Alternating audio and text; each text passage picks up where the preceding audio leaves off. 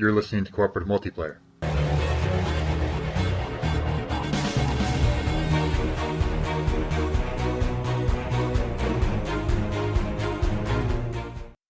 The official podcast of the 4-in-1 Game Zone.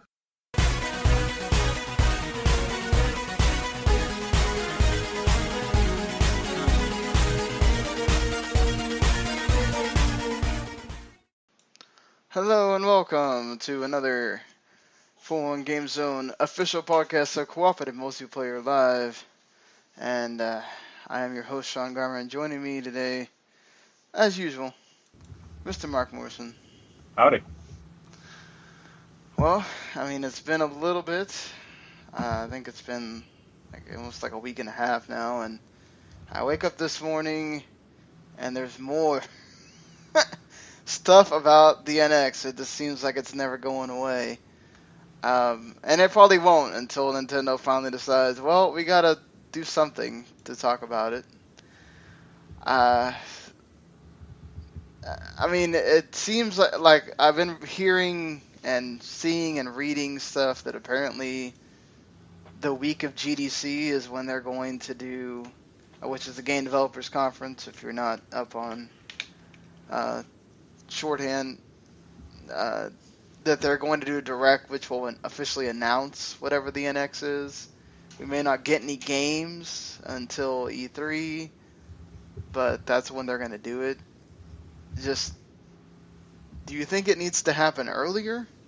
Or do you think March is about a fair enough time if you're wanting this thing to come out in November, December? March is probably fine because, I mean, at least people are talking about it so far, like freaking out about the littlest thing.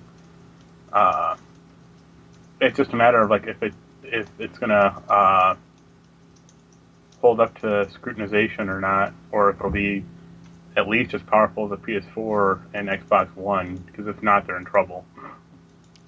I mean, that's one of the new rumors, is that it's supposed to be able to run in 900p, obviously HD, but there's even bigger ones that, if it's anywhere near possibly true, I mean, we're looking at something that could absolutely break down barriers of gaming.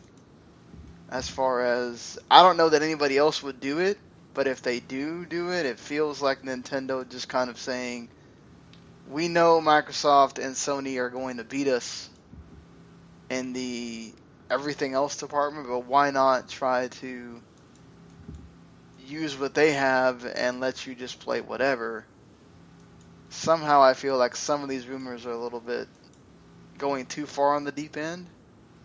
Well, yeah, they're all rumors. I mean, I wouldn't hold too much speculation in it, because look at past rumors for consoles and stuff like that. I mean, people need to get a grip on that stuff a little.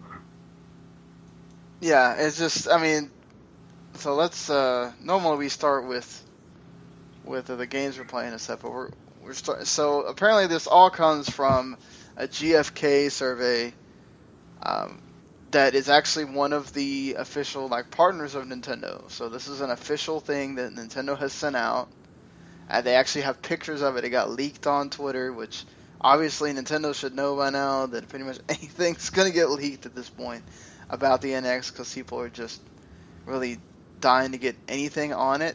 One of the big things is that apparently, because of the way it's going to be done, they are going to have a free online service, and there's going to be one that also includes a subscription, very much like the way Sony did theirs previously with the PS3. Now they've made it where it's mandatory for you to do it for the PS4. It's going to have backwards compatibility, but the big thing with this subscription, which we don't know if it's going to include this or not, there's supposedly a possible subscription service, which is something we've talked about a ton, and that Nintendo would be the one to be able to do it, which I guess would replace or sort of be like their version of the Virtual Console. It would include over 150 titles at launch and would get changed regularly. Hopefully that doesn't mean that they take away things like Netflix anymore. Like you just keep adding things.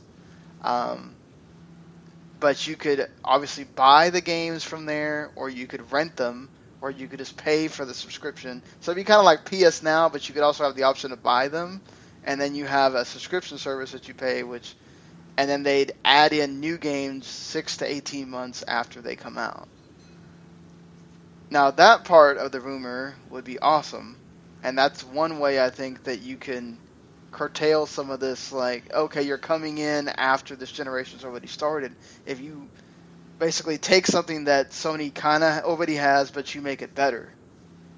And Nintendo has the back catalog to be able to do that. So, would that make you interested at all in... Well, it makes sense to have kind of two tiers for their online, because it's probably going to be more of a kid system, because that's what Nintendo does. So, like letting kids play like online for free would be good, and then having a collection of either like old, like Super Nintendo games or old like classic games or whatever they want to do, that'd be good. But as long as it's not too much, if it was like $10, that'd be fine. But if it was like 20 or 30, no, thank you. Yeah, that it's all going to be about the price that you choose for that thing. It's more about, you can, I would assume that they would have to keep at least the same price as they are now, because those games aren't going up or down in quality. They're the same games. So, and it's not even like, when you sell it, if you have the actual physical version, you can say, okay, well, it's the physical version, we can charge you more because these are absolutely rare, you're not going to find them anywhere. Whatever, but these are just digital versions of them. I'd imagine they're all going to be the same. So it's just, I think, $20 is the most you can do if you really have access to play any of those games at any moment in time, especially if they're doing what we think they're... Well, it supposedly, too, I forgot to mention that this thing is even supposed to be able to run video streaming in 4K, 60 frames, and 900p 60 frames when you play, which would be around what Xbox One does regularly on games. So it's not high-end like the PS4, but at least they're trying to compete in that way. The big thing that's gotten a lot of play, and I don't know that this is the most far-fetched one for me, which is the whole... It could work with other devices, including PCs, phones, and other consoles, like the PS4. Is it like Sony's cell processor, and they said it was going to be put in a refrigerator? Yeah, it's just... What? I mean, and then the other one is that apparently there's a portable version. So it's not that they're going to have two consoles, and the thing that's whatever your next 3DS is going to be the controller. It's now that it's not even like the Wii U where it's the tablet is the controller. This thing is by itself, and it's supposed to be able to do all this stuff for $200. And then there's going to be a home console that's going to come out in 2017. This doesn't make any sense to me as far as actually, never mind. I get the point that, portable is in, mobile is in, all this kind of stuff, but PS4 and Xbox One are showing that obviously home consoles are not dead by a long shot. You come out with pretty much the Nintendo 3DS version of it first, and then you come out with the console. Doesn't that kind of sound like it should be flipped? Yeah, and also like Nintendo sales figures, I think, I still think that their console, or like the home console stuff, dwarfs the retail stuff, or like the handheld stuff by a pretty large amount. By a pretty large amount, actually. Like the Nintendo Wii, they sold 101 million units. The 3DS has sold 54. Well, I mean, the Wii is one thing, but like if you compare the 3DS to the Wii U, it's not even close. Yeah, but the Wii U is a failure. Right, and but the thing is I think what they're trying. I understand what they're going for here. they're trying to placate to that mobile market. They're trying to tell you, okay, here's, we may not come out with the phones by the phone stuff is supposed to come out. The first phone deal is supposed to come out pretty soon. But I still don't see that as being this huge thing for Nintendo right off the bat, until whenever they come out with the Mario, and at least until Pokemon Go comes out. And that thing's not even being developed by Nintendo; it's being developed by the Pokemon company, and Nintendo has a part of that or whatever. They're trying to say, okay, well, but man, to me, like if you're coming out with the portable one first, that really just hurts all the Nintendo 3DS stuff you're going to come out with during the year. I mean, are they going to... is this going to become another, like, oh, we have 3 systems, really. The 3DS is going to stick around and be something else. And then, oh, this thing is going to be something else, and you're going to have unique things you can do because it has a touchscreen and all this other stuff. It's like basically it's probably like a bigger version of the Vita or something. And then you've got the home console. Do you think this is smart, though, to release 2 different consoles, basically? Or, It's a bad move for them to cut out the 3DS stuff right now, because that's what's keeping them afloat. And to cannibalize that market share and go, hey, we got 2 handheld consoles. It's like, no... It didn't work the last time. It's not going to work this time. Yeah, exactly. It did not work when you tried to do it with the GBA and the DS, because people just stopped developing stuff for the GBA because the DS was more interesting. But to me, I just don't see. For one, I get that, like, when you've been a Nintendo owner, and this has kind of happened to me before. I didn't do it with the Wii. My dad had a Wii. But I did do it eventually with the 3DS and the Wii U, and I did it with the GBA and the GameCube, and I had a DS when the GameCube was when they were still making games for the GameCube. It's kind of always been understood that you have both consoles, but now it's almost like you're sort of requiring it, instead of just packaging it all into one thing and saying, okay, this is what the console is. This is just... I don't know. I see what they're going for because of the people that want to have their console with them. But some of this just seems a bit like... I don't see how they could do this. Yeah, like... I guess we'll see in a few months when they release some more information, but... It's just... Yeah, it's weird so far. I mean, wasn't this what the Vita was supposed to be? And then it turns out that it couldn't do the power of the PS4 and all that stuff. I mean, it's just... I always thought the Vita was supposed to be like a PS2 in your hands, not, like they could say it's like a PS4, but no, it's just a PS2, maybe PS3 levels if you're lucky, but. That's about it. I mean,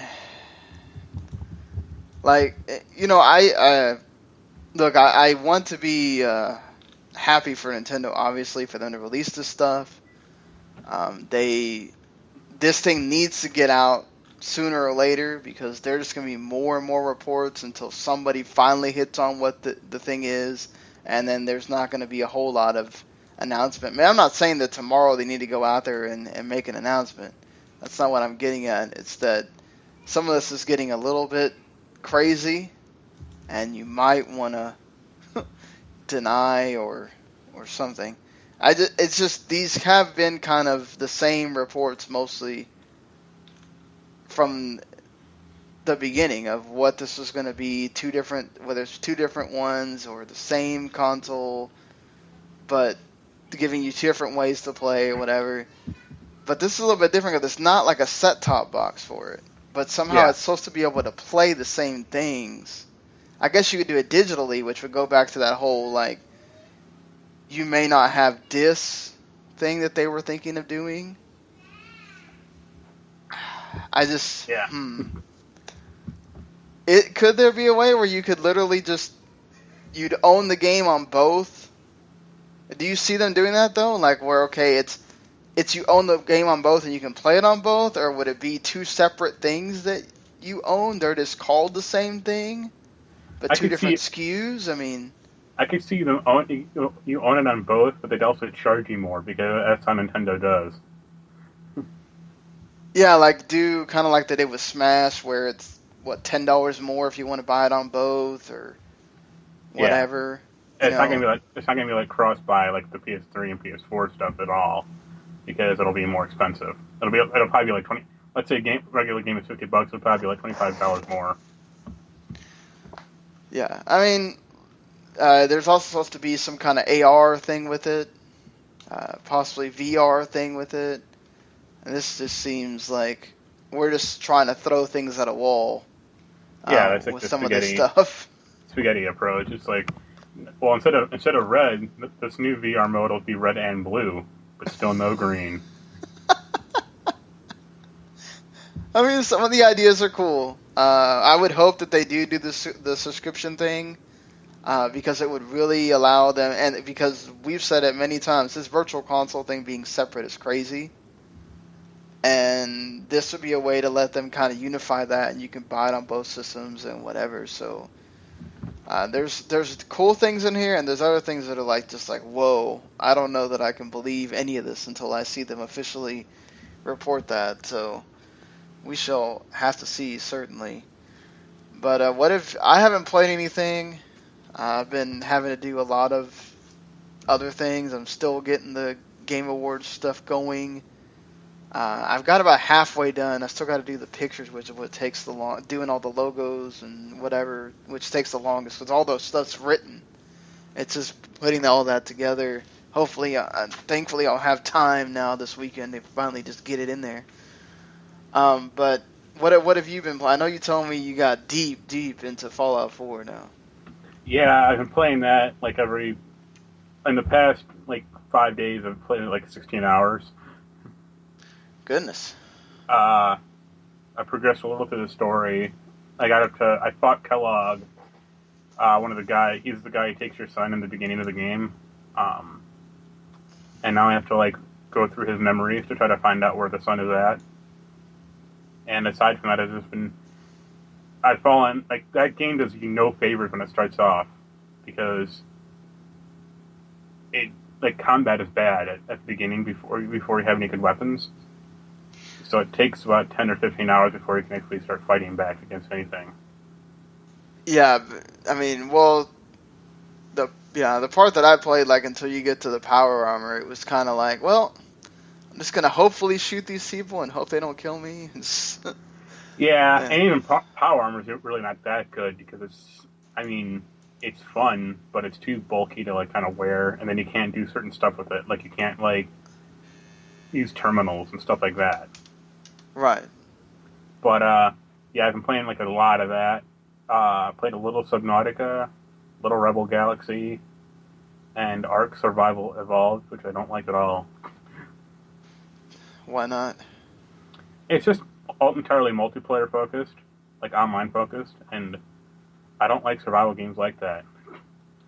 And if you try to play by yourself, it's all right, you load into the area, you stand around for 5 minutes picking up crap, and then a dinosaur comes around and eats you. So how is that different than what you do normally? Well, I would assume with other people, you can fend it off, or you have actual bases to hide out in, or weapons. When you just first start off Evolved or Ark, it's just all right, you're a caveman, pick up a few rocks and create a hammer, or create an axe to try to get more stuff. And I assume it's like Minecraft essentially. Right. You can always try to. Sorry, my kid is knocking on the door. Go ahead, keep on. But what? It's just Daddy, I need to put this back. Well, you could have asked me. Come here. Give me that. It was Okay. in Bella's room. Okay. She is determined on putting back her marker that needs to go in this. Okay, put it there then. There's two, Daddy. Okay, well, figure out where you want to do with it. Just put it here. Okay. Go ahead. I'm sorry. But yeah, it's just like Minecraft. Like you can always get into like an area, but if there's not other people like building stuff up around you, it's kind of pointless to really do. Ah, okay. Oh, and in this game, a lot of stuff can kill you quickly, which is not fun. I guess that's why it's survival evolved. Yeah. They want you to be paying attention to everything you're doing. And apparently the Xbox One version is like pure garbage right now, which is funny. Wow, after they wanted you to pay all this stuff for that on the Xbox One. But is it the full release now, or is it still that early access, whatever version? It's still early access. I don't think there has been a survival game that actually come out so far. Well, other than Don't Starve, right? Well, that's not what I would... I mean, yes. I think another one came out. It was like some space one that was like kind of janky. But I'm talking like Rust or like The Long Dark or The Forest. Like, Rust has been in alpha for like 3 years now, I think. Yeah, wasn't The Long Dark one of the Xbox One like preview things too? And it's Probably been sitting in there. Yeah, just why do these things never come out? Like, if just because people are stupid and they already paid money for it. Like, on Rust released like the alpha, or like I got on Steam on December 11, 2013. So it's still an alpha, or maybe beta at this point. But they are literally selling you items for that game, like cosmetic items. Wow. That's grimy. Yeah, and it's not even finished. That's crazy. It's like, if you want to wear punk rock pants, you can go ahead and spend $5 to do so. It's like, no. Fuck off. Like, I want you to finish the game first. Good Lord. Yeah, but that's what's sad. People will buy that stuff. Oh, yeah. I mean, I'm like, look at how much Minecraft is in development for God's sakes. Yeah, but at least that thing came out, you know. Yeah, like after like 2 or 3 years also. Yeah, but it's still selling. At least people are buying the finished product. They're not just buying the early access version. I think this year is like the year that The Long Dark is finally getting its like long-awaited story mode. And all right, great. Yeah, we shall see. I always love when they promise things and it doesn't happen. Yeah. So, anything else? Or? No, just a lot of Fallout 4. I'm way into that right now. I'm supposed to review Tharsis on Steam, but I can't because I can't get past a stupid tutorial. So how's that? Well, for the first 3 minutes, it seems fine, and then I can't get past that. But well, I mean, so what are they gonna send another code, or what are they? No, I mean it's like a problem with like the program or something. It's a problem with okay. It's not you. It's yeah. No, it's like I get in the tutorial. It's like press this button to roll the dice, and it has a big arrow, and the button is not there. And I'm like, all right, what do I do then? It's like this one game that I had I got it straight from the developer on Steam, and he kept swearing up and down that I had to do this and this to get it to work. I was like, no, it is not working. I don't know what you're trying to tell me. It's just not there. So yeah, you might want to fix that.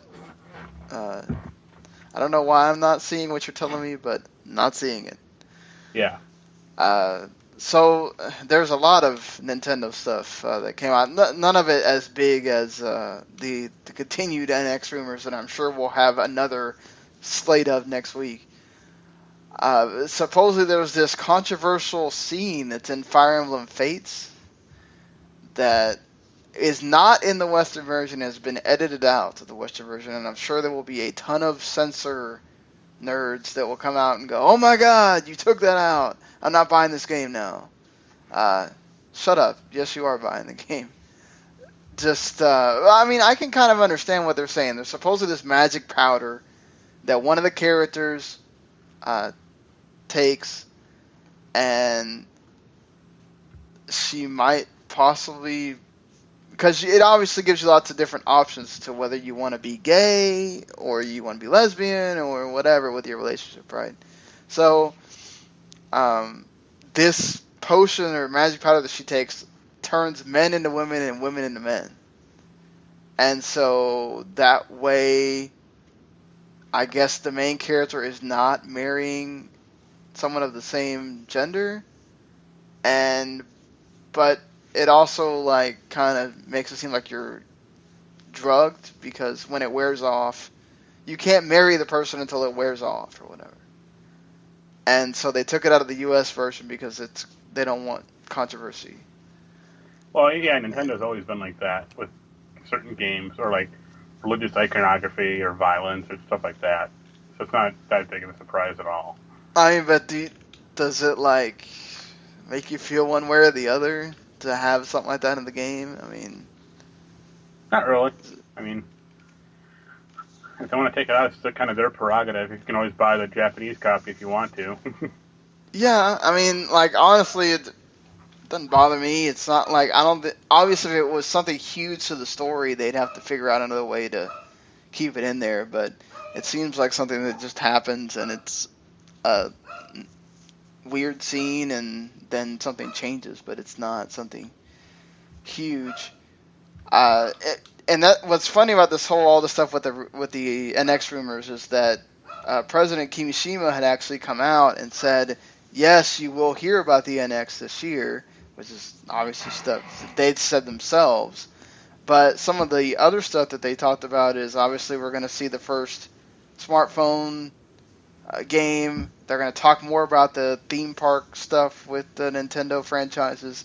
And then he kind of dropped this, like, very, there's also possibly going to be Nintendo anime, too.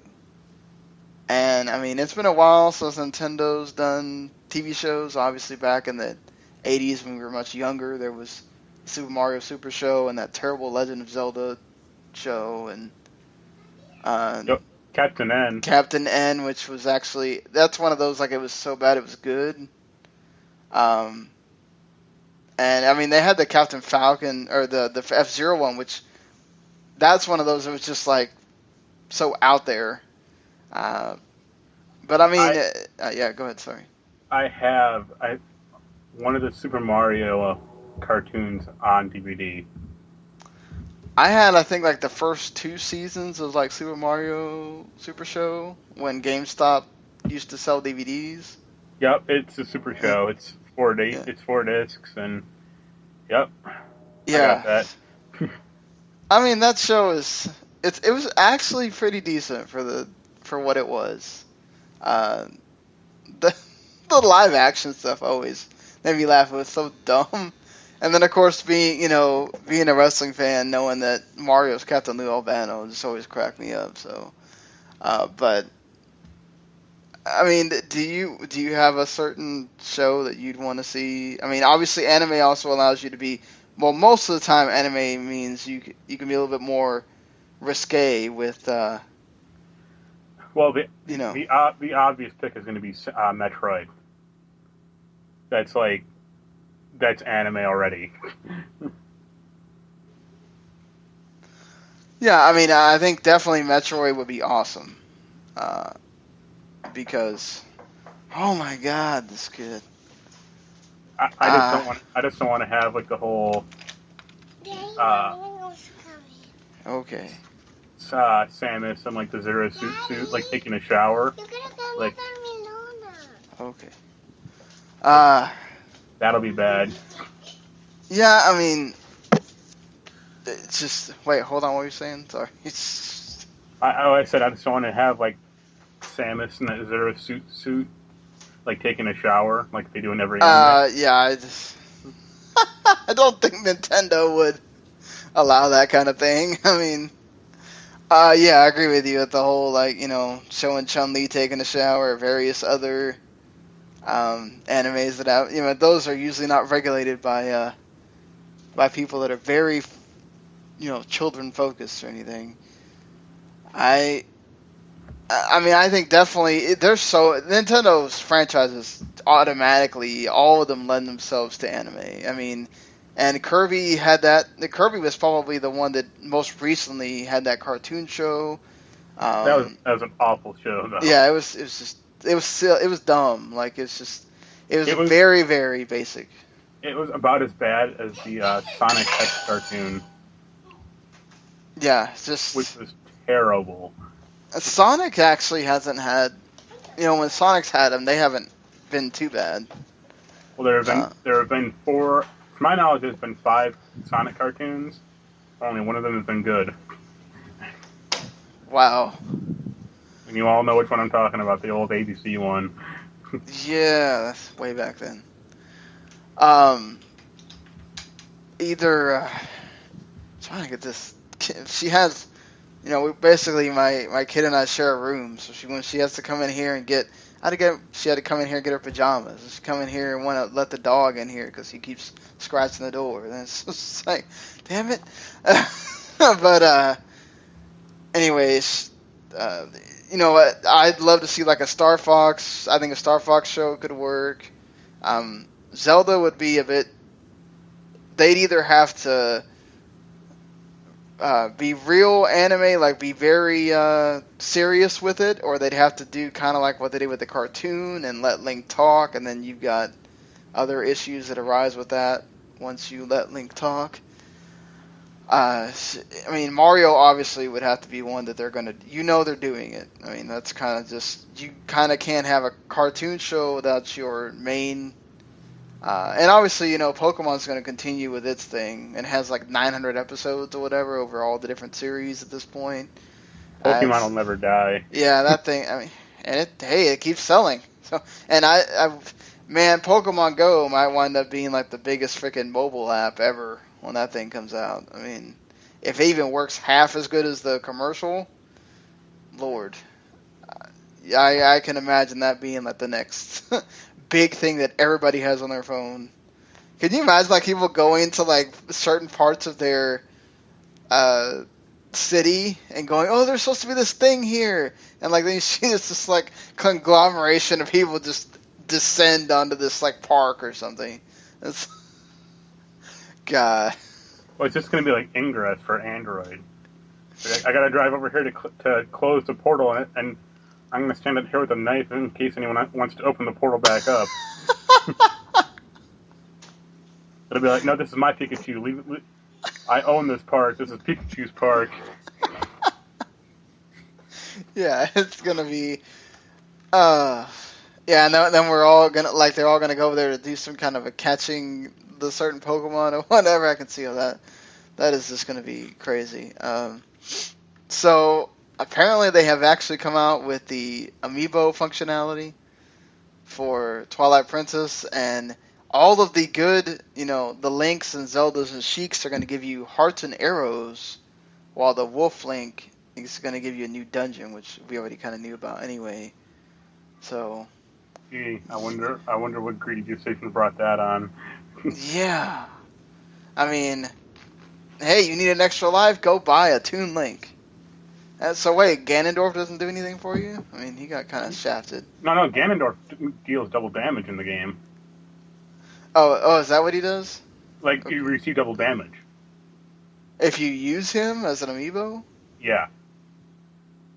What, so if you accidentally put it on your Oh wait, no, so you do double damage to the enemies? No. What you're saying? You receive double damage. So if you accidentally put it on your gamepad somehow, you receive double damage. Yeah. What? Okay. I think it's supposed to be like a challenge mode, probably. Okay, that makes more sense, because, yeah, I don't know how you would accidentally... I mean, unless you had just had a kid that decided they wanted to put Ganondorf on your gamepad. I don't see how that would happen. You need to be able to like put Pac-Man on the gamepad so you can become Pac-Man in the game. Then I'd like that game. That that would be interesting. Certainly, Nintendo. Yeah, I don't know why it took them so long to do this, but they're obviously doing it because Bayonetta is coming in Smash. Bayonetta 2 will now be a standalone game for $30, which makes sense. Well, kind of. I mean, they should just reissue that Bayonetta 2 collection and make more of them. Yeah, but then I think they still have to charge you at least 45, if not the whole 60. I think that's. Yeah, but it's worth it because you're getting 2 games. Oh, I completely agree with you. It's worth it. The problem with that collection is just hard to find. Yeah, because they didn't think that people, they didn't reissue it after a while because, it's not their game. And can't you just buy that game digitally though anyway? yeah, you can.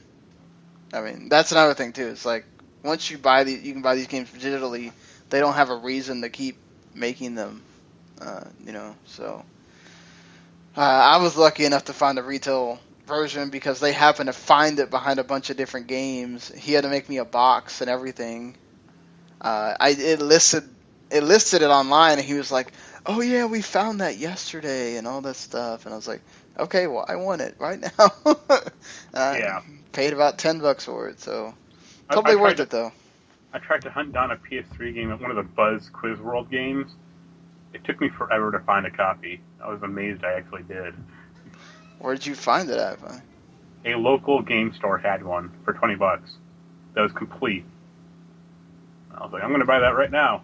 Wow. I found an earlier one, but it didn't have that USB dongle. So it's like, great, you can't play it then. Yeah, that doesn't make any sense.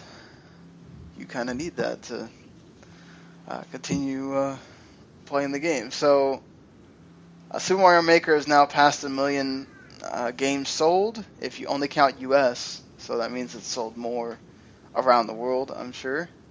Which includes basically their majority of their big-time games that have all sold that many. Pokémon Tournament has added a few different things. Now it has a single game battle mode, 3 difficulty levels. You can actually, if you link 2 Wii U's together using a LAN cable, you can keep having 60 FPS. But if you try to do, when you play the game online, it only do 30. Because of the online lag, I guess, or whatever. Well, that's an easy solution.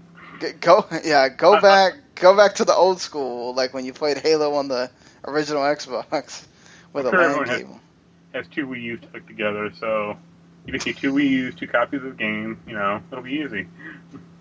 Well, they're obviously assuming that a lot of people are going to buy this game, so I guess you technically could. But, you have to have a friend near you. I mean, it may do well in the tournament scene, but I kind of doubt that most people are going to buy it. You don't think so? I mean, it does have Pokemon, but it's also kind of a Tekken game. Yes. And it does have weird characters, like the Chandelier Pokemon, like... Yeah, it's not like the traditional Pokemon, let's say that. Yeah, it's not like Stadium where you had access to all the Pokemon. This one's giving you access to certain ones, and it's like, okay. It's easy. Mewtwo throws Pikachu in the volcano, and then he becomes Eugene Pikachu. Yeah. Or you can use Lucha Pikachu or whatever. And there's also support characters, apparently. Which I have no idea how Magikarp is going to support you. But whatever. It'll just be like in Smash Brothers. You just bounce around the stage and that's it. I don't know how that is a support character. I'm sure they'll sell amiibos for that though. Also. Oh God, I'm gonna have to like. I'm actually surprised they haven't sold more Pokemon amiibos. Like just get all 151. I seriously don't know if they're just waiting to find out that their system is like not gonna sell or something, but the fact that they have not made a Pokemon amiibo game yet is just amazing to me. Like, that's just a license to print money. Well, Nintendo's always been pretty sketchy about console Pokemon games. Yeah. Which is weird. like it wouldn't be that hard to do, I don't think. And they made a few, but they haven't been like the traditional Pokemon games. But you could even make it like Pokemon Coliseum, which that was the closest thing they ever did. Give it a storyline. It's not the same thing. The battles don't have to be the same way. Yeah. And you just say, okay, well, and then you can make a 3DS version that is more like traditional Pokemon, and you can use the amiibos instead of using instead of having to catch them. If you want that amiibo, you go out there and you pay $13. And I mean, I know Nintendo. That's the one thing I think. The only reason they don't do this is because Nintendo wants to be known as a company that doesn't make you shell out money for things, and I respect them for that. But I mean, you're I don't know what kid doesn't see that and go. I mean, if I'm a retailer, if that ever happens, I'm freaking out because you're going to get stormed by kids to the point where I don't think your stores are going to be able to hold them trying to get all these amiibos that they come out. But yeah, it's finally, the Wii U's always last for everything. Minecraft Story Mode finally coming to the Wii U. So even though I would really tell you, just probably don't buy it unless you're a huge Minecraft fan. But yeah, the reviews for that one have not been especially kind. No, they have not. It's been a kind of a ho-hum thing. It's not been. It's not a disaster like Jurassic Park, but they're like compared to like Life is Strange or to, like Tales from the Borderlands or even Game of Thrones. There's been like no buzz about it at all. Yeah, like, whatsoever. Exactly. It's weird.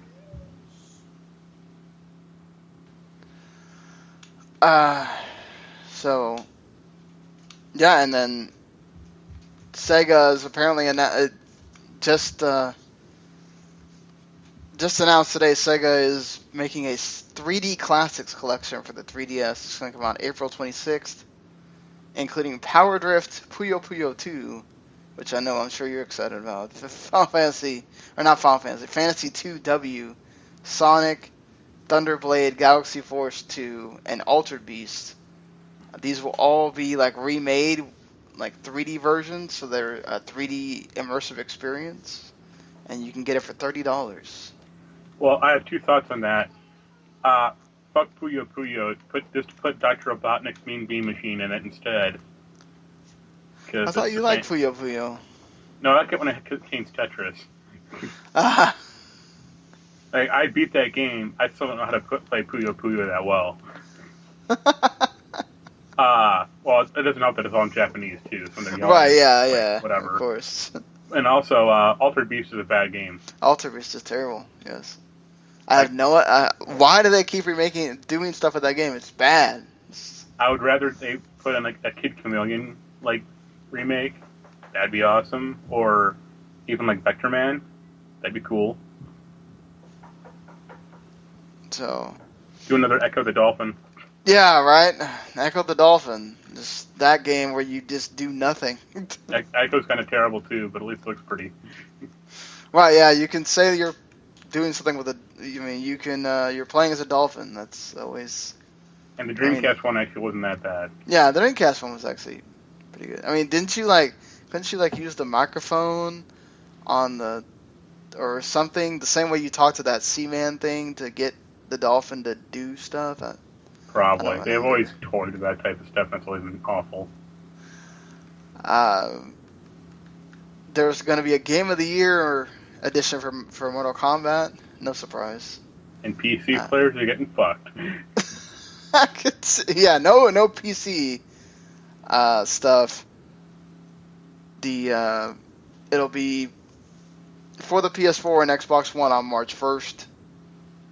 Basically, you're getting all the content that's done as DLC and everything.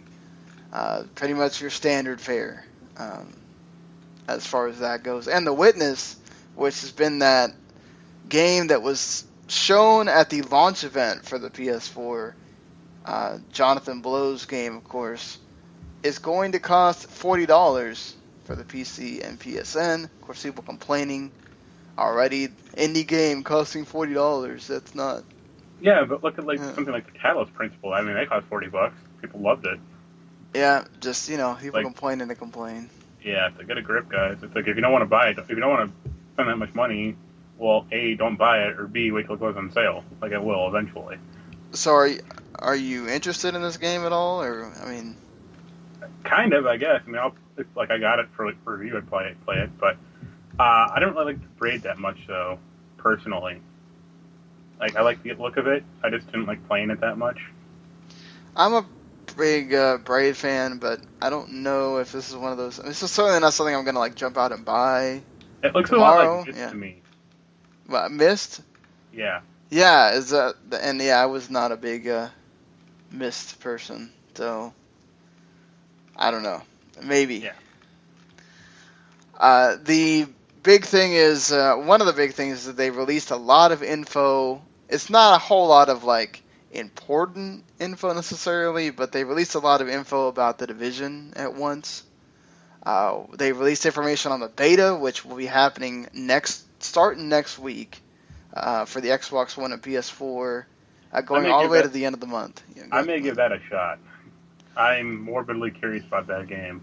I'm curious about it too. I don't think it'll be good. I mean, I'm gonna be honest with you straight out, but I don't think it'll be good either. But I'll at least try it and then see how bad it is. Especially by the fact that it seems like they're taking more things away from this game than they are giving you. They are now stating that there's only going to be one borough of New York, Midtown Manhattan, that is going to be in the game because it's a 1-to-1 recreation. They did not say that they won't release other boroughs, but that might come as DLC eventually, which means you're paying more. Buy the season pass. That's start. Yeah, buy the season pass. Like with every Ubisoft game. Well, they're saying it might come back as an expansion pack, which leads me to believe that this is maybe more like an MMO, kind of like Destiny, not necessarily just like a shooting game or whatever, which would be a good reason why they've been delaying it. I saw also the graphics got degraded pretty bad. That's not good. Like it looked like I saw some reports that looks like Watch Dogs now. Like, oh boy, because you know how Watch Dogs had that big graphical downgrade. Right. Like, it looks like they're basically doing the same thing to it. That's not good. At least Destiny looked good. That wasn't a problem with the game. It was but Destiny also had a bunch of like fairly small enclosed areas. Right, yeah. I mean, it wasn't, this big, totally open area all the time. There was times where you're stuck in this small setting to do this battle or whatever. And even then, there were still times where the frame rate went down and all that stuff. About it. I mean, they are promising there's going to be free DLC, but that's always how it goes. There's free DLC, so you don't get mad about the season pass. Yeah, but it'll the be big like stuff will be paid. It'll be like spend your Uplay points to unlock Ezio's costume in this game or something like that. Yeah, exactly. It's like, oh wait, how do you? Oh, I haven't even been unlocking Uplay points the whole time. Like, really? Okay. And they also took away the player trading as well, and that I guess could come back later on down the line. I'm still interested because the premise of the game seems interesting. It seems like something you could play, and you don't necessarily have to have the other people totally talking to you. But we'll have to see how that goes. I just feel like this has gone so bad at this point that. I got a feeling it'll be the opposite. It'll be voice chat required, and you need to be as fake sounding as enthusiastic as people during the demos, or else you get banned for life. This is not as bad as the one for Siege, where it's like no one talks like that. Yeah. Come on now. Another huge thing that came out. This was kind of weird because, okay, so we have pre-orders for Hitman. This game's supposed to come out on March 11th, which isn't that far away. Then all of a sudden, Square-Enix just cancels them, just out of nowhere. Bam, cancels. Oh well, the next couple of days. Oh, Hitman is now episodic, and you can buy an intro pack for $15, which includes Paris and a prologue, and you can buy other cities that he's eventually going to go to for $10, or you can buy the whole thing for $60 still, or you can pay $5 more than you would if you bought $60, so you pay $65, and you can try it out for $15 and then pay $50 for the whole thing. And it's typical Agent 47 stuff. You can also get if you get it on PS4, you can get exclusive content with that as well. There's also going to be a beta that's going to come out for PS4 and PC next month. Do you like this idea? No, that game sounds doomed. But doesn't this allow them to have more time to kind of build the content as it goes on instead of... Yeah, but that assumes the content is going to be good at all. And if it fails bad, what is there? Why would they continue? Let's say people don't, let's say people buy this one thing and that's it. But people buy they release whatever city's going to be next, but no one buys it. You think they can release a third one? It's no, they're just going to say, well, here's 2 cities and that's it. Especially because it seems like with the $60 you're paying for every single city that they ever release. So if it doesn't make any money, then they're not going to keep making cities like you're saying. So it's not like it's a season pass that they're getting extra money out of it. Yeah, it's well, you better buy it. It's I forget the guy's name, but some WWE producer said that a while ago about DLC. If you don't keep buying it, we're not going to keep making it. It's well, we don't particularly want it, so you can stop that. Make the game better, please, first. Then we'd buy it. Yeah, I mean, it just, to me, this kind of feels like... Well, not to mention, look, you have to make more than just the Russia game, or the Paris location. You have to at least make... I'd have to say at least you have to make 3 locations, because if you're charging $15 for a prologue and a location, you're going to have to make at least 3 more to justify the $60. So, if you cut it off after 1, then you're ripping people off. So that's another thing too. You might not get enough on the investment, and then you have to keep making all these games or all these cities that no one cares about unless you pay for the full game. They'll do time travel, so it'll be Agent 47 in Paris in 1860. It's like Assassin's Creed. But it'll still have the sniper rifle and everything. Are you excited for Metal Gear Online on the PC? No, because I heard it got hacked almost immediately, which is hilarious. Yeah, what did people expect at this point? It's called Cheat Engine, son. It's always going to hack that game. That's why I did it. That's how I got a billion credits in that game. It's yeah, I mean, that whole game, that whole system does not work at all, and I don't know anyone who actually plays it and enjoys it. I have not heard a lot of people saying, "Oh well, yeah, let's just play." So, is there anything to, does this mean anything that HTC is considering making the Vive its own thing? Why would there be a need to do that? Because they think they can make money off of it. I mean, but wouldn't you make just as much money for HTC if you keep it there? I mean... Well, it depends on how well it's going to be supported, I would say. I guess, but...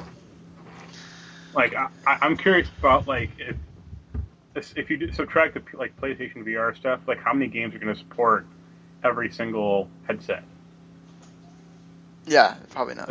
Except for Elite Dangerous, because they'll support anything. You can hook a Virtual Boy after that, and they'll support it probably.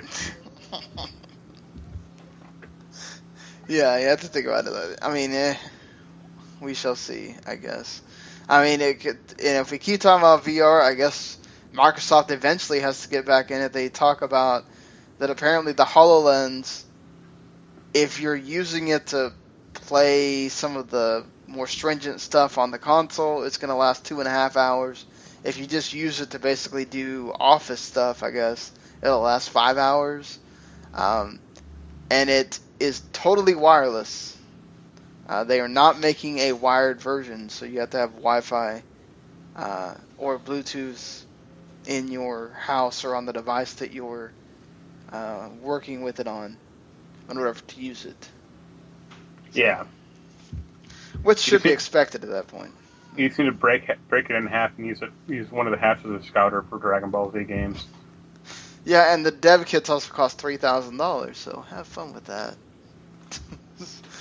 Don't think I don't know how many people are going to be investing in that thing.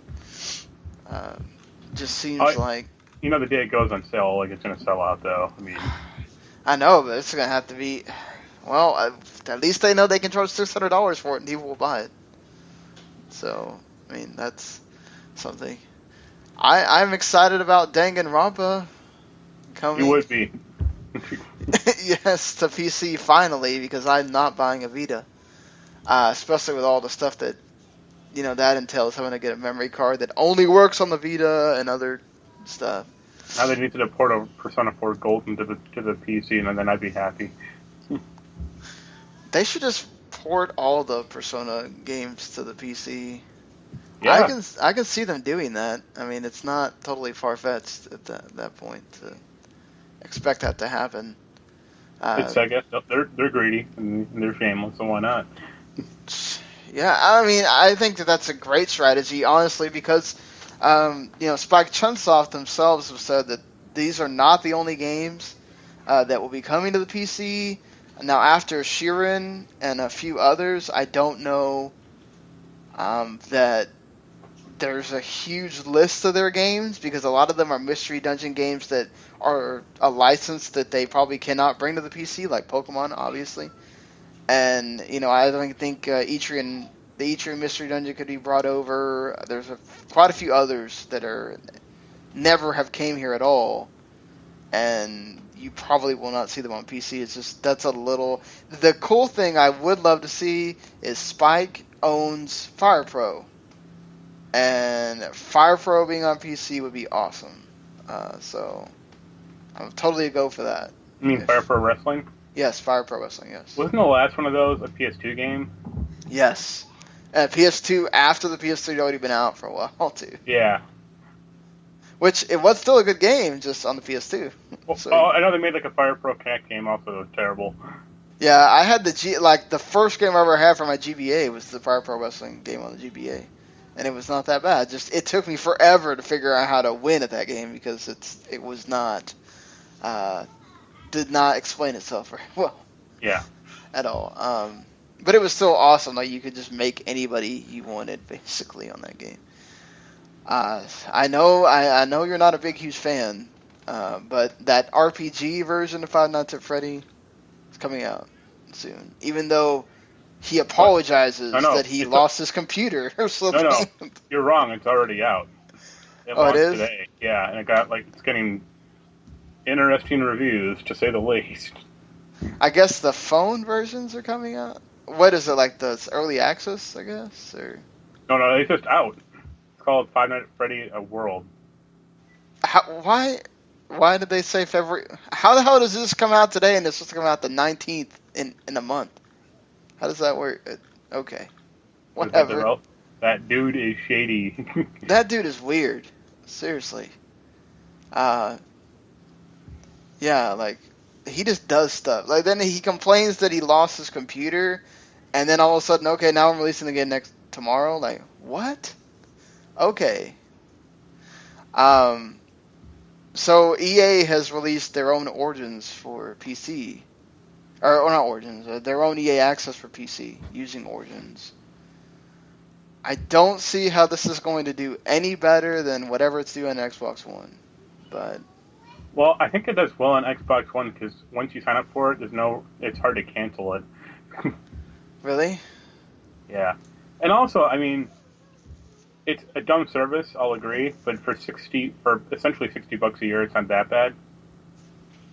Yeah, it's not, because you're getting you're getting 10% off on most games that you probably either already have or whatever, but you do get access to other games, and you get early access to stuff, which I guess if you're a huge like Madden fan or FIFA fan and you want to figure out if you want to buy the game this year, which I don't even know that those. I know FIFA comes out for PC. I didn't know Madden came out for PC. So I don't know how. I thought it's been a while because I mean they used to do PC versions of games, but it's been a few years for certain franchises. Yeah, I think it's not even. Yeah, so I mean, for the Xbox One, like if you wanted to find out if Madden was good or not this year, that's great. I mean, at $5 to find out if it's good enough to you want to spend $60 is not bad. But I think for the other parts of the service, I mean, unless you just have not played any of those EA games, it's it's not bad. It's just not anything like out of this world either. I mean, you get you'll have Battlefield 3, Battlefield 4, Battlefield Hardline, all the Dead Space games, 3 of the Dragon Age games, not Dragon Age 1. Those only 3. Oh wait, I thought why do I keep thinking there's a Dragon Age 1? They just call it Dragon Age Origins. I don't know why. Just because they call the other one Dragon Age 2 and they're confusing the crap out of me. The War is Mine, FIFA 15, Need for Speed, which Need for Speed apparently sold really well last month.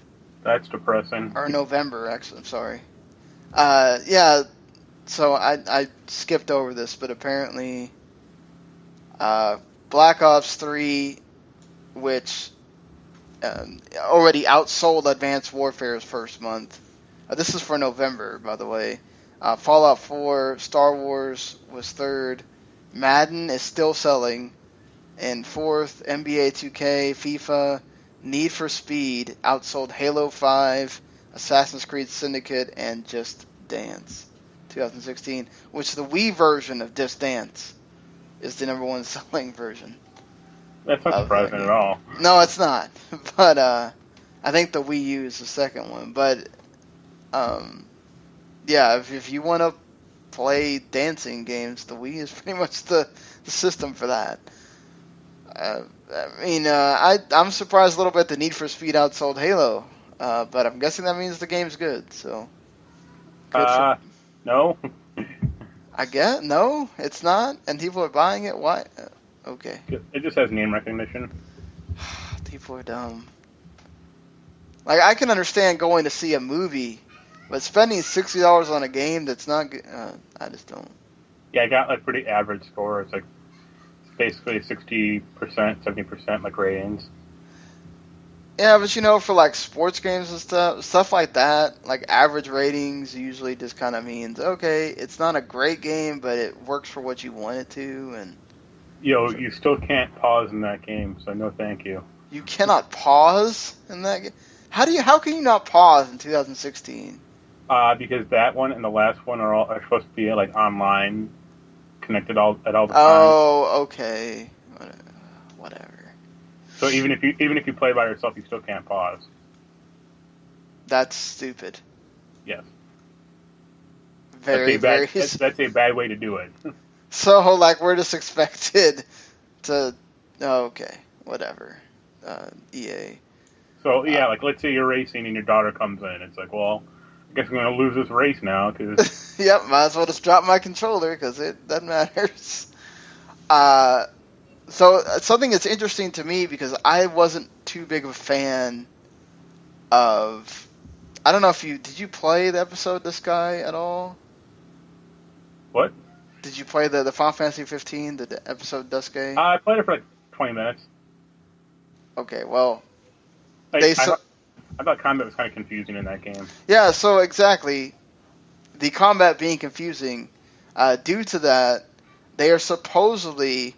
Now, okay, this is what's confusing to me, and I asked it as a 4PC question last week, and it confused some of confused some of them, is that they do not distinguish whether this is something where you might play both of the battle systems in the game, depending on where you are, or that they're optional and you can choose between two of them, because they apparently made one that was slower.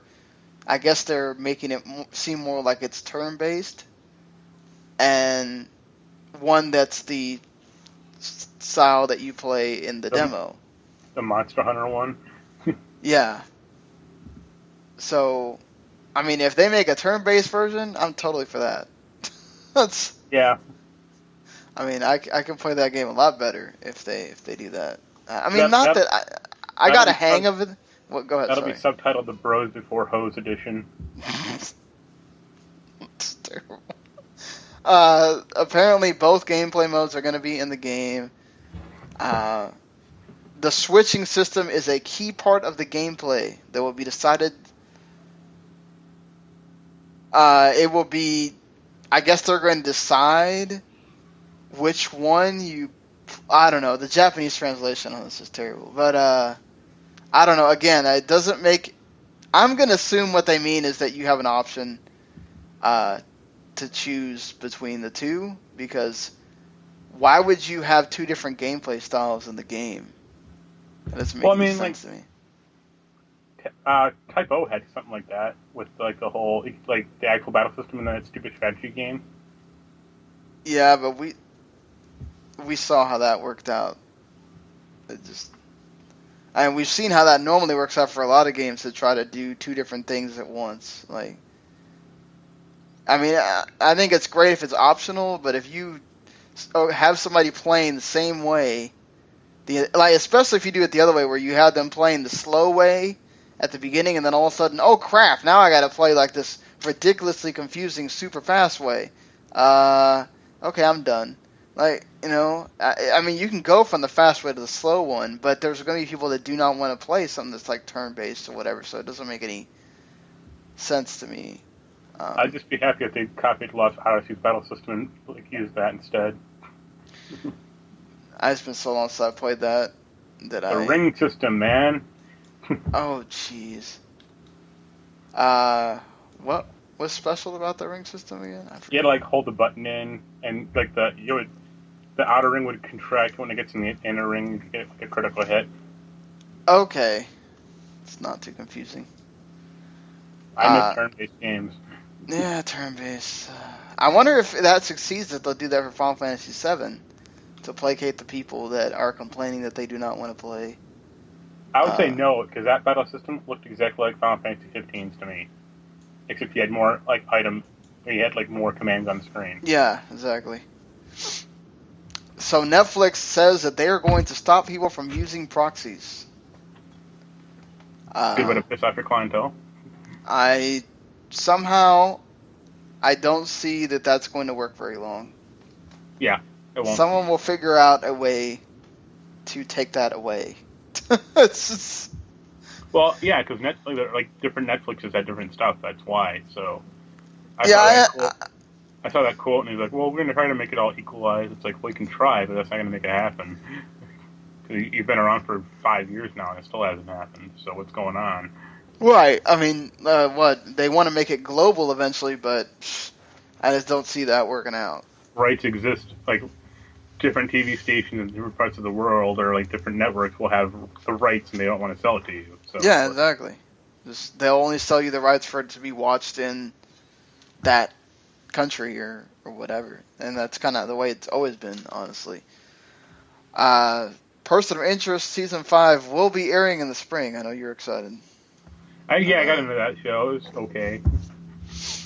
I still need to watch Season 3 and 4, but I'm glad it's getting there.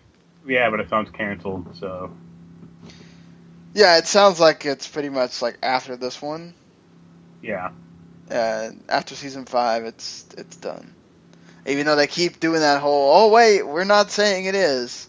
Yeah. They'll probably see how well the ratings do, but they're not doing themselves any favors right now for that. Right, yeah.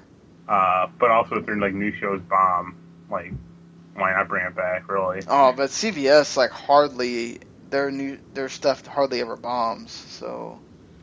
Except for Supergirl. It's bombing?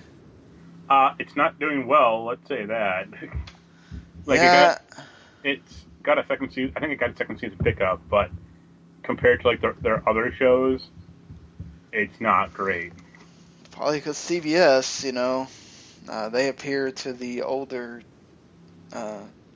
generation for the most part, so... What do you mean? Jeb Bush loves that show. Yeah. I mean, they do have the Scorpion show I really like, and that's not necessarily has younger people in it, so I don't mean it's whatever. I mean, they have good CBS. The thing with them is they usually give shows time, and a lot of times they think like Two Broke Girls was really really bad. And now it's just medium level bad. Yeah, now it's not so bad. Like, they let their shows kind of breathe a little bit, and it lets them have time to make them better. So, that's one thing I'll give them, whereas NBC just is like, click, oh, wait, we only had 2 episodes? Oh, well, I don't care. We're cutting you off. Like, okay, how's anybody supposed to get a show when you're cutting it off after, 2 episodes? Stupid. I can't believe that I thought we were done with this, but apparently not. Chronicles of Narnia still exists as far as the movies go, and Silverchair is going to reboot the entire series after Disney said, fuck it, we're not paying for this to just underperform anymore. That'd be like if they said if they're going to an Ender's Game reboot. Yeah, exactly. It's just... So, plus, you're starting with the Silverchair, and then you're going backwards and then forwards too. It's like, oh, okay. What are you interested at all? Nope, never read the books, never saw the movies. This is like... I'm surprised they don't have them be cartoons at this point, though. This is like always this big thing for like Christian crowds, because obviously those books have those tendencies. Almost like, I remember when the first one was coming out, like all these churches were like, we all gotta go see this movie, all this stuff. I was like, why? That series is the one with the lion, right? Yes, the one with the lion. Yeah. So in the reboot they'll get Kirk Cameron to voice the lion. Yeah. What? and it'll be like those Atlas Shrugged movies. So every movie will have a completely different cast for no reason whatsoever. Yeah. And they won't acknowledge it at all. Exactly. And the cast will get progressively worse, with each movie, and it'll be great. So Fox is making a Hellfire series. Yep. FX is doing Legion. Fox is bringing back Prison Break. Fox is also interested in doing a Rambo show. And their 24 reboot with no Jack Bauer. And the 24, yeah, with no Jack Bauer. You know who they should get for that? David Hayter. That would be awesome. But are people gonna... They should just do it, find a way so that it's only his voice. No, they'll cast an actor and put them those overdub him. Yeah, exactly. They could have done that with Kiefer Sutherland. They could have just had him show up and then, oh well, this is what we get for the Metal Gear Solid thing. We'll just put his voice on top of you. And they might do Gotham spin-off shows. How? A spin-off or a prequel? I guess it would focus on other characters. I guess you could do one on Catwoman. What the exciting? It'll be a prequel of a prequel, so they'll dive into the backstory of Fish Mahoney. Yeah, I don't know, but that's what they're... Maybe those spin-offs won't necessarily be in the same timeline as Gotham. Who knows? I'm sort of excited for Lucifer. I saw the pilot. It was okay. It is a lot like Constantine, though. Oh boy, maybe I shouldn't get excited. And the fun, it's almost kind of, it's the same. It's a different premise, but it's almost exactly the same kind of style. Charismatic British guy in the lead, a black guy who's an angelic presence who talks to him occasionally, and time stops. And then a woman who's immune to his powers. Yeah, and then they'll change the woman every other show too. And the funniest, actually, they already did in the pilot. Oh man. But I think Lucifer. I read some of the Wikipedia on it. I think he has his Lucifer's brother in the comic is Gabriel. He's like a golden haired guy. And I'm like, if they introduce that character, it should just be Matt Ryan in that role. And apparently Jumanji is being remade. Why? There are some movies we don't need a remake of. Yep, you can't. You already hit perfection once. You can't do it again. It's like, why? Was Jumanji like that big a thing that we need a new movie? As long as they get David Allen Greer back, I'm on board. Like, man, I love Robin Williams. That movie was fine with him in it. Like, we had the board game when I was a kid. Like, there's no reason to remake that. Just whatever. I enjoy that movie, but Zathura is a much better film. Really? And Zathura bombed. It's so bad. Yeah, well, Zathura is made by Jon Favreau, and it's actually a good movie, like legitimately. Well, the Punisher might actually be its own series now, instead of just showing up in Daredevil. Yeah, Jessica Jones got renewed too, so. Yeah, I'm happy about that. I'm happy Punisher's going to get a series. I remember, even though the movies weren't that great, I remember liking the movie and the backstory of the characters, so, I'd want to see it. We'll have to see. I mean, John Bernthal is a very good actor, so I'm sure he will pull it off. And I'm also interested in Matt Groening is apparently doing something with Netflix. Futurama, The Next Generation. Oh man, do it. It'd be funny if that's exactly what he did. It'd be hysterical, actually. Simpsons, Futurama, some of my most favorite shows ever. So, whatever he's gonna make, it's gonna be good. Hopefully, they're in fact even saying that because it's animated, that they have to give him 2 seasons right off the bat. So that's good. Yeah, because they have to get unlike a regular show. Animation takes about traditional animation takes about a year to get work going. Right. Yeah. It's not like South Park where they do it in a week. God, that's just amazing to me how they do that. It's like, all right, whatever works. I mean, it's cool how they can just get that done. And it's like, all right, well, we're done with it. Wait till next season or whatever. I mean, they must really. Oh, because they do all the characters, right? Trey and Matt. Yeah. Mostly. Well, except for female ones, but yeah.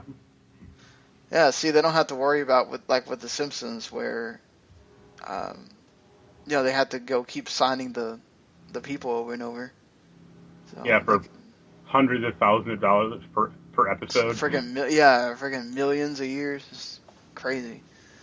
And then having them stage when they get $350,000 per episode.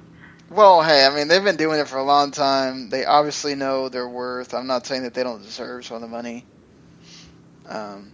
Harry Shearer can go sit in Louisiana with his tinfoil hat and complain about the show constantly now. And then come back there again anyway. We have quite a few games coming out this week and next week. Resident Evil 0 HD Remaster and the collection of 1 and 0 coming out today or yesterday, depending on what system you have. Are you wanting to get this? I'm curious about it. It's gotten pretty average reviews, but that's kind of just because the original game was kind of average. Mario Luigi Paper Jam is apparently not that good, but it's out there for 3DS. The first Atlas game of the year, which they are touting that this is going to be their year. Between this, the Odin Spear remake, and Persona 5, plus other games that they have not talked about yet. Deadly Tower of Monsters for the PS4 and PC, which is this adventure game with one of those self-aware narrators. Right. And the main character's name is Dick, so you can imagine where the humor is going there. Darkest Dungeon is coming to PS4 and Vita. I thought it was like an early access on PC for some reason. Yeah, it finally got out of early access, like this week. It is a... It's been around for years. Freaking hard-ass game. Yeah. Just be aware. It is when it says Darkest Dungeon, you will be dying. Plenty. Blade and Soul, that MMO, that's like set and it was like huge in China, is finally going to be out. Move or Die and Stardust Vanguard, and that Klaus game that last I read nobody had picked up for review. And Homeworld, Deserts of Karak, all have come out this week.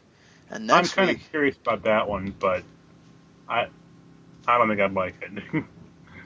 I have no idea even what Homeworld is. So it's a strategy game, like in space, but this one's like on a desert. It's a prequel. Decent. But it's also kind of complicated and hard. Probably and staying off. And it's weird that the Borderlands guys do it. Yeah, that is weird. It's weird the Borderlands guys do that. Next week, though, we have some pretty decent games already. I mean, I know you're excited for Rise of the Tomb Raider coming to the PC. As long as we get a code in. Lego Marvel Avengers coming out for everything. That might be something I look into when I get some money. The Witness, also something I'm excited for. The basically Final Fantasy Monster Hunter, Final Fantasy Explorers for the 3DS, which also lets you be known Final Fantasy characters too. Shadow of the Beast, which is one of those highly touted PS4 indie games, which I think is a remake of something, if I'm not mistaken. Crashlands and that Minecraft story mode coming out next week. So, yeah. At least a few games that I know I'm going to be looking into. Final Fantasy Explorers will be unless it's just bad, will be a buy for me whenever I get the money. And I need to get Rise of the Tomb Raider for the Xbox One, even though if I buy that, I have no idea what I'm going to do with the space on my Xbox One. But, yeah. Are you going to get Tomb Raider, or? I want to get the code in. Like, I'd like to not spend money on it, but if we don't, I'll eventually get it for like $30. I know you like getting the Lego games, so. Yeah, I talked to Adam about that, and there's probably already competition for that one, so. Are you... Well, like, me and you are the only ones that ever pre-talk to Adam about stuff, so if he releases that through email... I'll hunt him down. No. I mean, if he releases that through email, like, I'll just tell him, just give it to Mark. Like... Well, it depends on... Because I put in 3 games that I want. I wanted Tomb Raider, Lego, and XCOM 2. And okay. Depends on, like, what we will get in. Because he sent out that one email a few weeks ago about what games are available, and I was like, I don't want any of these. Yeah, I know. That's exactly when I looked at that, I was like, yeah, I'm surprised there's people taking those. Like I heard Punch Club was good, but that's about it. Yeah, I was sitting there going, and then I looked at Klaus just to see. I was like, probably not. If you have to get on those like Star Wars pinball tables for PS4 or PC, I'd get that. Oh, because it was for Xbox One, right? Like everything. Yeah, it was weird. Yeah, and there's still, I think he still wants like the War Is Mine. Nobody had taken that yet. Like, I'd be curious in that one, but I don't have an Xbox One. I'm sure it's out there for. Oh, that's that Xbox One like version, right? It's not the. Yeah. Okay. Which has gamepad controls, which is nice since the PC version doesn't have those. That's weird. Oh well, yeah, because that's with the controller. Never mind. Why does the PC version not have that? They just never put it in.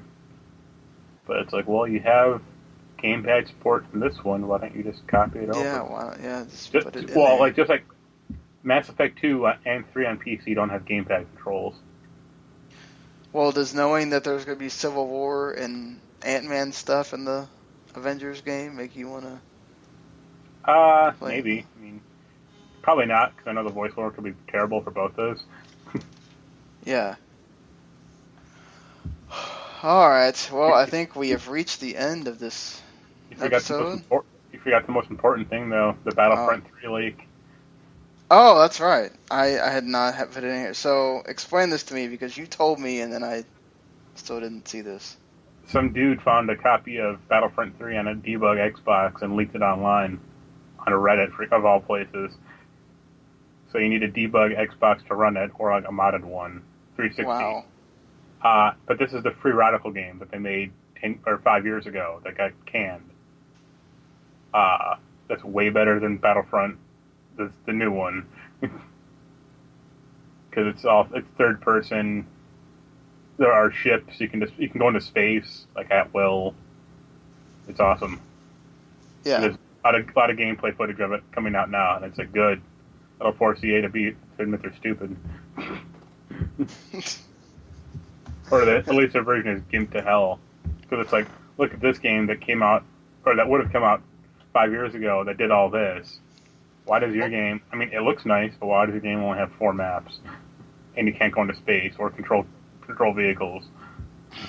It might have been one of those, like, Disney just looked at it and said, we want something that's going to come out, like, now. And it's like, okay. Alright, we'll have to take all the stuff out of it, but sure. Yeah, but they can always add it back in, but you know they won't. No, they won't do all that. They'd have to charge you another $50 season pass for that. Yeah. That's not happening. But if I ever get my hands on a debug Xbox, I'm giving that a shot for sure. All right. Well, I think we pretty much kind of covered everything. I'll watch now like tomorrow, some huge thing will come out. We already did the podcast, but so it'll be at some point next week when we appear here again. Hopefully, I'll have more time now to play games again. Yeah. But yeah, until next week, everybody. See you later. Later.